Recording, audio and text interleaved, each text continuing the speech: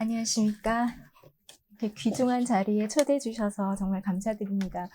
모빌리티 인문학연구원의 빛나는 성과를 늘 이렇게 구경하면서 펴내시는 책들로 관심 있게 이렇게 보고 있었는데 이렇게 뵙게 되어서 정말 영광입니다. 저는 부산대 한국민족문화연구소의 이지연이라고 합니다. 최근에 제가 근대 부산을 중심으로 정착민 식민주의 정동에 대해서 관련 연구를 진행을 하고 있는데요. 오늘 발표에서는 정착민 식민주의 시각에서 도시 인프라가 정동 생산장치로 어떻게 기능했는지 고찰하고자 합니다. 발표 초기에는 제가 식민지 도시의 인프라 이렇게 해가지고 좀 경성까지 좀 넣어보면 어떨까 해서 조금 살펴보다가 이주 식민도시로서 이제 정착민 식민주의적 경향이 아무래도 뚜렷하게 지니고 있는 것이 부산이라서 부산에 한정하게 되었습니다. 읽는 방식으로 발표를 진행하고 발표문 전체는 시간 안에 다 읽기가 힘들 것 같아서 요약해 가면서 읽도록 하겠습니다. 정착민 식민주의는 단순한 영토 점유가 아니라 누가 이 땅에 속하는 존재이며 누가 주변화되어야 하는지를 공간적으로 조직하는 프로젝트이다. 식민지 도시 부산은 이러한 질서가 도시 인프라를 통해 구체적으로 구현된 사례로 볼 수 있습니다. 1876년 개항 이후 부산은 일본 제국이 식민지 조선에서 가장 먼저 구축한 근대 도시 가운데 하나였습니다.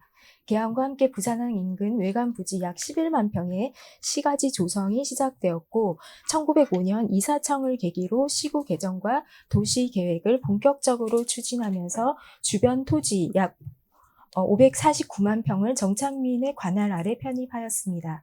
부산의 일본인 거류지는 일본의 도시 구조와 거의 유사한 방식으로 구축되었고 일본 내지 동일한 형태의 격자형 도로망, 직선 도로 등으로 자신들의 생활 양식과 문화에 적합한 도시 환경을 구축해 나갔습니다. 앞에 이미지 보시면 부산항 인근에 일본이 이주 식민도시로 시가지 조성을 해 나간 당시의 지도를 보실 수 있습니다. 즉 부산은 정착민 식민주의 맥락 위에 세워진 도시라고 할 수 있습니다.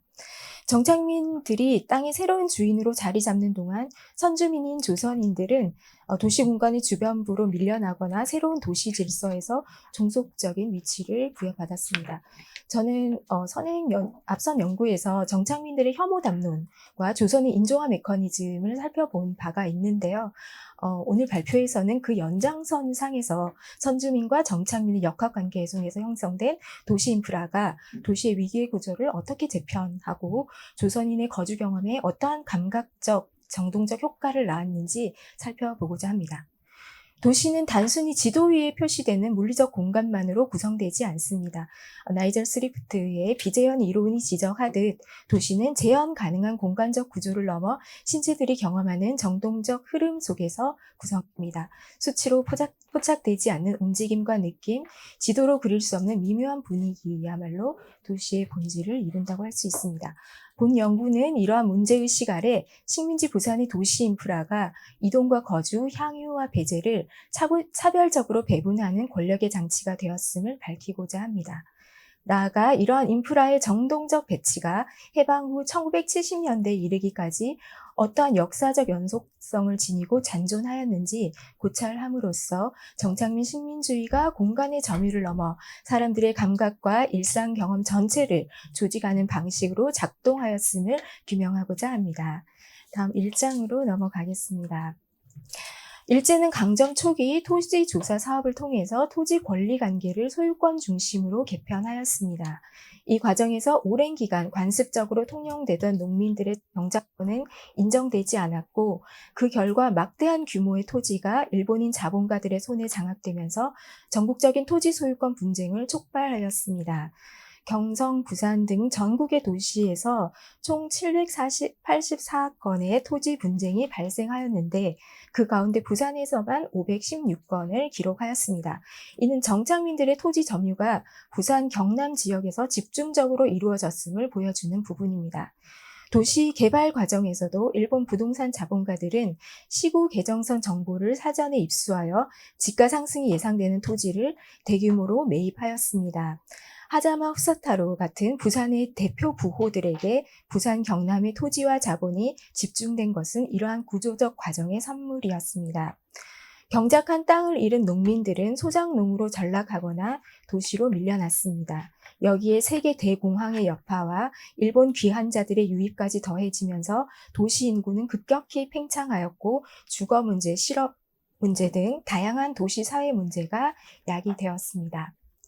그러나 도시 대부분의 토지가 일본인 지주의 소유였기 때문에 조선인들이 정착할 수 있는 공간은 턱없이 부족하였습니다. 부동산 자본가들은 이러한 상황을 이용하여 조선인들에게 주택을 임차하는 사업에 나섰고 대가 경영회사는 10여 년 만에 89개소로 늘어났습니다. 1927년 기준으로 부산에서 주택을 소유한 자의 비율은 11.7%에 불과하였고 88% 이상이 타인의 땅이나 집을 빌려 거주하는 상황이었습니다. 당시 차가를 하는 집을 빌리는 이들이 겪는 가장 어려운 문제는 집주인의 횡포에 대한 법적 보호를 받지 못한다는 점이었습니다. 임대 기간에 대한 계약이 이루어지지 않아 퇴거 요구를 받으면 언제든지 응해야 했고 집세를 일방적으로 올린 경우에도 주인의 요구에 응하지 못하면 소송으로 이어지기 일쑤였습니다. 이러한 소송은 소유권 절대주의 원칙 아래 대부분 집주인이 승소하였습니다. 1933년에는 부산 영도의 빈민 천여 명이 토지 명도 및 가옥 철거 소송에서 패하여 하루아침에 길거리로 내몰리는 일이 벌어지기도 하였습니다.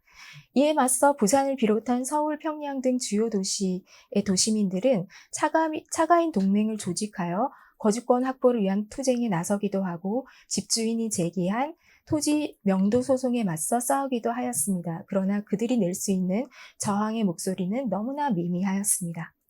갈 곳이 없어진 빈민들은 주로 제방, 하천 주변, 산비탈 등에 얼기설기 지은 가옥을 무단으로 세웠고 이러한 집들이 밀집하여 빈민지대가 형성되었습니다. 이처럼 식민지 부산의 토지 구조는 조선인 빈민들을 도시의 가장 열악한 공간으로 밀어넣었습니다. 2장으로 가겠습니다. 조선인 빈민지대는 경성, 부산을 포함한 식민지기 주요 도시 전반에 걸쳐 형성되었으며 공통적으로 도시를 포위하는 형태로 주변부에 자리 잡았습니다. 이는 빈민들이 종사하는 일이 주로 지게꾼, 행상, 넉마주의, 토목노동 등이었기 때문에 도심과 일정한 접근성을 유지해야 했던 데서 비롯됩니다. 경성의 경우 빈민지대가 비교적 광범위하게 분산 형성되었던 반면 부산은 보다 집약적인 양상을 보입니다. 처음부터 이주 식민 도시로 계획된 부산에서는 일본인 중심 시가지와 주변 지역의 경계가 비교적 뚜렷하게 설정되어 있었습니다. 빈민지대는 중심 시가지를 에워싸는 형태로 인접한 살필탈에 밀집하여 형성되었습니다. 1937년 추정치에 따르면 일대 거주 인구가 약 3만 7천여 명으로 그 규모는 전국적으로도 손꼽힐 만한 수준이었습니다.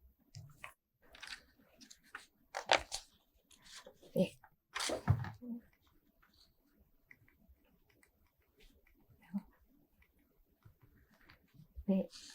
앞에 지도를 보시면 제가 색칠을 했는데요. 이 분홍색 부분이 빈민들이 밀려나서 산비탈의 취락을 형성했던 부분이고 이 초록색 부분이 중심 상업지구이고 초록색과 이 노란색 부분이 일본인들 거주지였습니다. 빈민지대 상황은 극도로 열악하였습니다. 가마니 조각과 널빤지, 함석 등을 엮어 만든 움막과 같은 토막이 벽들을 맞댄 채 이어지며 수백 호 규모의 취락으로 확대되어 갔습니다. 토막 사이는 빽빽하게 밀집되었고 햇빛과 바람이 들지 않는 음습한 환경 속에 나쁜 가스, 오수가 고여 있었습니다. 이는 주거의 최소한의 조건조차 갖추어지지 않은 공간이었습니다.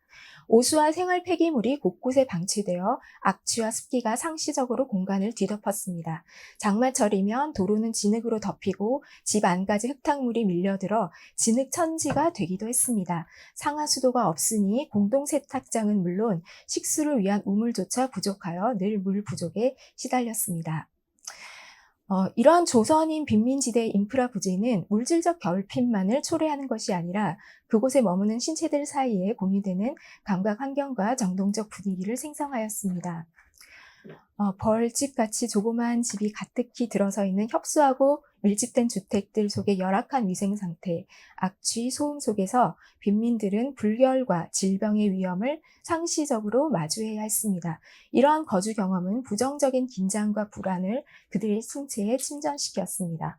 또한 이러한 정동적 압박은 집주인이나 관리 등 권력 주체들과의 관계 속에서 한층 더 심화되었습니다. 일례로 대신정 빈민지대를 찾은 차상찬의 기록이 남아 있는데요. 내가 찾으니까 일본 사람들의 집에서 월세를 받으러 온 줄 알고 억지로 나와서 다 죽어가는 목소리로 내일이라도 돈이 되면 굶어 죽더라도 집세는 낼 터이니 그대로 가시오. 라고 방문자를 보자마자 다 죽어가는 목소리로 집세를 변명하는 모습이 기록되어 있습니다. 이는 식민 권력 관계가 낳은 불안과 위축, 두려움의 정동이 그들의 일상에 깊숙이 내재화되어 있음을 나타내주고 또한 식민지 인프라의 분할이 피식민 주체에게 어떠한 정동적 사각지대를 강제했는지 보여주는 부분이기도 합니다. 이런 위축의 정동은 빈민지대 경계 안에만 머물지 않았습니다. 도시 빈민들은 지게꾼이나 생계를 위해서 끊임없이 도시 공간을 이동해야 했으며 특히 부산의 경우는 빈민들이 주로 부두의 일용직 일을 구하러 다녔기에 일본인 중심 시가지를 가로질러 이동하는 것이 일상이었습니다. 네, 여기 보시면 이 부분이 곡정이라는 이제 빈민지대이고 이쪽이 부산항이죠. 그래서 이제 이동을 하려면 일본인 그 시가지를 거칠 수밖에 없었기 때문에 상시적인 마주침이 있었을 것으로 추정이 됩니다. 사라 아메드가 지적하듯 정동은 특정 대상 내부에 존재하는 본질적 속성이 아니라 반복된 마주침을 통해 형성됩니다. 또 그렇게 형성된 정동은 마치 대상이 원래부터 그러한 속성을 지닌 것처럼 인식하게 만듭니다. 부산의 거리에서 이루어진 마주침 속에서 조선인 빈민의 신체에는 불결함과 위험, 경계의 기호가 부착되었고 그 경계는 마침내 그들의 몸에 각인되었습니다. 배제와 차별의 경험을 반복하면서 도시 중심 공간은 그들에게 점점 더 낯선 곳으로 감각되었으며 공포와 위축, 불안이 순환하며 신체를 끊임없이 압박하는 정동적 장이 되었습니다. 한편 식민 권력은 인프라 결핍으로 형성된 불결함과 무질서함을 조선인 빈민 본래의 속성으로 전가하였습니다. 일본 근대 위생 담론은 비위생은 곧 야만이라는 인식이 확고하게 정착되었고 1870년대 후반에 콜레라 대유행 이후 불결한 주거와 신체는 공포로 표상되었습니다. 특정 집단이 불결하고 위험한 존재로 규정될 때 그들은 도시 공간에서 관리와 보호의 대상이 아니라 배제와 외면의 대상으로 전환됩니다. 즉 타자화는 곧 비과시화의 조건이 됩니다. 이에 식민 권력은 빈민지대가 형성된 구조적 원인을 해결하기보다 존재 자체를 도시의 시야 밖으로 밀어내는 방식을 택하였습니다. 이런 비과시화의 메커니즘은 나이토 치즈코가 지적한 복자의 구조를 통해 설명할 수 있는데요. 복자의 구조란 차별받는 집단을 존재하면서도 보이지 않는 존재로 만드는 제국의 배제적 시선을 의미합니다. 원래는 이제 검열 제도의 흔적으로 남아있는 그 글자를 이제 삭제하고 이제 그 부분이 무언가 있는 것이라 생각하지만 보지 않고 넘어가게 되는 그 구조인데요.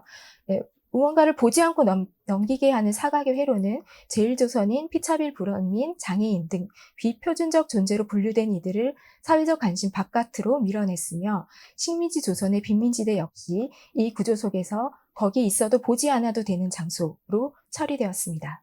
당시 공식 문서에서 빈민의 존재는 거의 드러나지 않았고 부산의 일본인 사회가 발행한 신문에서도 빈민의 실상을 다룬 기사는 거의 찾기가 어렵습니다. 이에 대해서 이제 좀 말씀드릴 부분이 있는데 제가 이제 부산에서 발행된 일본어 신문 그 조선시보라는 신문을 이제 DB 구축팀에 참여를 한 적이 있는데요.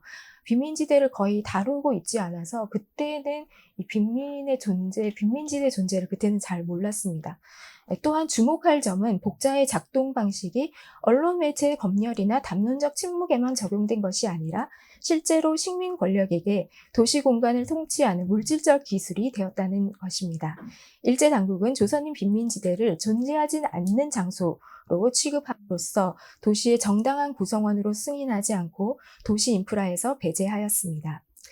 결국 누적된 차별의 모순은 식민지 제도 정치권 내부의 정면 충돌로 전이되었는데 1933년 부산부 의회에서 조선인 의원들이 부산부의 차별적 시책을 강하게 성토하고 나선 것입니다. 전염병 확산으로 부민의 생명이 위협받는 상황에서 생활을 유지하기 위한 최소한의 인프라가 갖추어지지 않아서 문제가 일어나고 있는데도 부산부는 위생설비나 도로 상하수도 시설을 일본인 거주 지역에만 편중시켰던 점을 지적하였습니다. 하지만 여전히 문제는 해결되지 않았고 결국 조선인 의원 9명은 집단 사직서를 제출하기에 이릅니다. 이처럼 식민지 도시는 문서상에서의 담론적 복자 구조와 행정적으로 그 공간을 없는 것으로 취급하는 공간적 복자 구조가 함께 맞물리면서 제국의 거대한 사각지대를 완성하였습니다. 이 구조를 물질적으로 구현하는 도시 인프라의 불평등한 배치는 누가 도시의 중심에 속하고 주변부에 머물러야 하는지를 가시화하였고 동시에 새로운 층의 불평등도 생산하였습니다. 다음 장에서 이제 전차 인프라가 이러한 위계적 공간 질서가 주체들의 일상적인 이동과 신체 경험 속에서 어떻게 직접적으로 구조화되는지 살펴보고자 합니다. 네, 3장입니다. 한편 식민지 도시 부산의 공간 구조는 일본인 사회와 조선인 사회라는 단순한 이분법으로만 환원될 수 없는 복합적인 성격을 지니고 있었습니다. 일본인과 조선인 사이에는 다층적인 경계가 존재하였고 일상적인 접촉과 마주침 역시 활발하게 이루어졌습니다. 식민지 조선의 도시는 전통과 근대, 민족과 계급이 중첩되는 공유지대로서 서로 다른 집단이 동일한 도시 공간을 점유하는 잡거적 식민지의 특성을 지니고 있었습니다. 부산의 백화점이나 상점과 유원지에도 조선인 이용자들이 점차 늘어났고 도시 풍경도 서서히 변모해 갔습니다. 하지만 이러한 공존과 섞임이 곧 평등한 도시 경험을 의미하는 것은 아닙니다. 불평등한 인프라의 배치는 공간의 위계적 분할을 물질화시키고 그 공간을 경험하는 몸의 감각과 정동을 새롭게 배열해 갔습니다. 그 대표적인 사례가 전차 노선이라고 할 수 있는데요. 부산의 전차는 1910년대 부설된 이후에 부민의 일상화된 교통수단으로 널리 이용되었습니다. 1926년에는 부산 인구의 25%가 날마다 사용하고 1930년대에는 연간 전차 승객이 1,000만 명에 이를 정도였다고 합니다. 최초로 부설된 전차 노선은 전통적인 조선인 마을인 동래와 신도신 부산 간 시외선으로 이는 이후 부산 전차 노선의 기본 축이 되었습니다. 또 이제 혹시 부산 구조를 잘 모르실까봐 제가 이렇게 가져왔는데요. 이제 이쪽이 이제 일본인들이 개항해서 신도시를 만든 이제 부산 쪽이고 이쪽이 이제 전통적인 동래라는 곳입니다. 네, 그래서 네, 여기서 이제 부산에서부터 동래까지가 이어지는 노선이 부산의 전차 노선의 기본 축이 되었습니다. 동래선 부설의 목적은 동래 온천의 관광지 개발에 있었습니다. 부산 상업회의소가 1909년 동래 온천을 개발하기 위해 동래와 부산을 연결하는 경편철도를 개통하였고 전차 노선을 추가로 개통하였습니다. 그리고 이듬해에 와전 온천 목욕탕을 개업하여 온천객 유치에 적극 나서서 동래행 정차는 와도 10,000원이라고 묘사될 정도로 늘 붐볐습니다. 봄철이면 온천과 꽃구경을 즐기려는 승객들로 가득했고 일본에서 온 관광단체는 물론 타 도시에서 부산역에 도착해서 동래로 이동하여 온천과 관광을 즐기는 관광 상품이 인기를 끌었습니다. 이처럼 동래선은 관광객에게 편리하고 낭만적인 이동 수단이었지만 동래 주민들에게도 동일한 정동적 경험을 제공하는 인프라는 아니었습니다. 애초에 동래선이 주민들의 필요보다 관광 자본의 논리를 따르고 있었기에 동래 지역민들의 편의는 고려되지 않았고 전차 임금이나 자본의 논리를 구간 설정, 정차장 등의 문제에서 많은 지역적 차별이 있었습니다. 부설 과정에서부터 그 성격이 드러났는데 조선 와사가 동네 주민들의 토지를 약탈적으로 매수하여 공사를 강행하였고 운영 중에도 차별이 구조적으로 지속되었습니다.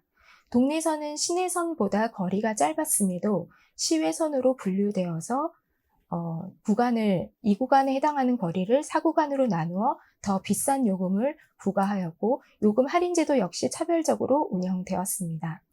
지역민들이 불만을 제기할 때마다 회사는 할인 요금제는 온천 관광객의 편의를 위한 것이라고 일축하였습니다. 하지만 동네 주민들에게 동네선은 온천 관광을 위한 특별선이 아니라 통학과 통근, 장보기와 상업활동을 위해 일상적으로 이용해야 했던 인프라였습니다.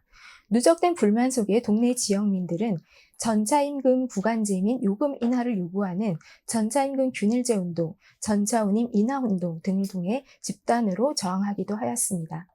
당시 일본인에 비해 상대적으로 더 불편한 비싼 교통수단에 의존해야 했던 승객의 경험은 기록으로도 찾아볼 수가 있는데요. 동네선이 요금이 비싸기로도 그 이유가 없고 차가 불결하고 좁기로도 유명하다고 묘사하며 일본인 운전수가 억압적 말투로 승객을 대하는 것이 마치 형무소 간수가 죄수를 대하는 것과 같다고 빗대기도 합니다. 또한 일본인 운전수가 전차를 세워달라는 요청을 무시하여 조선인이 차에서 뛰어내리다가 부상자가 속출한다 라는 기사도 남아 있습니다. 이처럼 동일한 교통수단임에도 특정 집단에게는 전차 승차가 피로, 지연, 소외, 억압과 같은 정동을 유발하는 과정이 되었습니다. 스리프트가 지적하듯 도시는 물리적 구조물 이전에 감각과 정동이 순환하는 장입니다. 좁고 불결한 차내 환경, 일본어로만 이루어지는 안내 방송, 불친절한 운전수의 태도로 인해 동네선은 조선인들에게 안정감과 소속감의 정동조차 균일하게 흐르지 않는 공간이었음을 알 수 있습니다. 조선인 승객들은 제국의 비가시적 통치력이 은밀하게 작동하는 전차에 오를 때마다 자신이 도시 안에서 주변적 존재임을 신체로 확인해야 했습니다. 하지만 앞서의 조직적 저항 운동에서 보듯 조선인 승객들이 일방적으로 위축되어 있기만 했던 것은 아닌 것 같습니다. 부산의 전차는 민족적 차별의 공간인 동시에 조선인들의 불만과 분노가 서로 공명하고 조직되던 저항적 정동의 인큐베이터이기도 했습니다. 1916년에 조선인이 전차에 치이는 사고가 발생했을 때 군중이 일시에 운집하여 전차를 전복시킬 정도로 식민 지배와 차별에 대한 분노를 표출하기도 했던 사건도 있었습니다. 다음으로 마지막 사장으로 넘어가겠습니다. 네, 사장입니다. 그러나 이제 동네선이 부설이 초래한 보다 본질적인 변화 및 문제는 전통도시 동네의 토착적 의미와 공간적 성격 자체를 근본적으로 변질시켰다는 것입니다. 동네선은 아까 말씀드렸듯이 이제 온천객 관광 유치를 위해서 만들어진 것인데요. 본래 전통적인 동네는 조선시대에 군사 외교적 기능을 담당한 읍성을 갖추고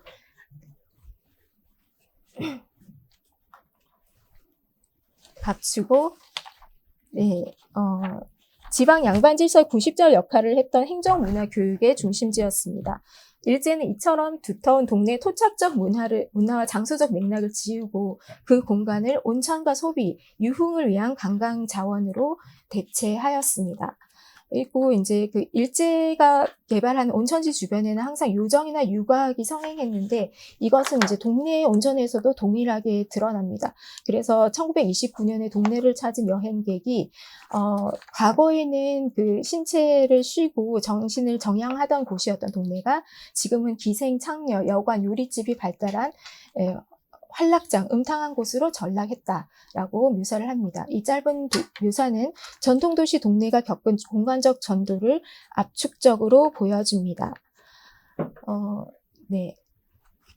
그리고 이는 1970년대 일본인 단체 관광이 재개되면서 동네 온천을 중심으로 한 기생 관광이 다시 활성화된 과정에서도 확인됩니다. 일본인 관광객들은 부산항으로 들어와서 식민지와 유사한 관광 동선을 따라 이동하고 교통 인프라와 유흥, 성정치가 결합된 관광 구조 역시 다시 작동하였습니다.